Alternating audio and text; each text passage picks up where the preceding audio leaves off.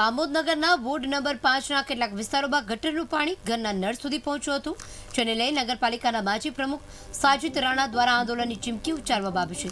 10 દિવસથી દૂષિત પાણી આવતા વિસ્તારોના આગેવાનો દ્વારા નગરપાલિકાના સત્તાધીશોને જાણ કરવા છતાં કોઈ જ કાર્યવાહી કરવામાં આવતી નથી।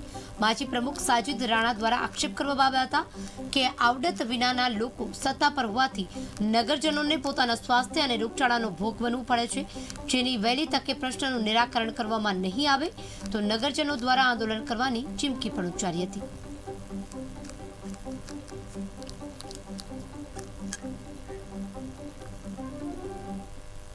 આમોદ નગરપાલિકામાં વોર્ડ નંબર 5માં દરબાર રોડ, દરબારગઢ, વાંટા રાઠોડવાસ અન્ય વિસ્તારમાં 10 દિવસથી ગંદુ પાણી આવી રહ્યું છે।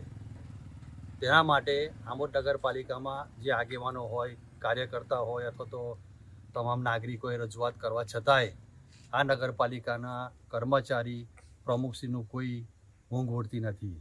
હમણાં પાણી વધારે ડોળું આવવાથી જાત તપાસ કરવા માટે પ્રમુખ, ઉપપ્રમુખ, સેનિટેશન ચેરમેન એ લોકો આવીને ગયેલા છે, પરંતુ એમની પાસે એવી વાત છે કે અમારી પાસે ખોદવાવાળું કોઈ છે નહીં।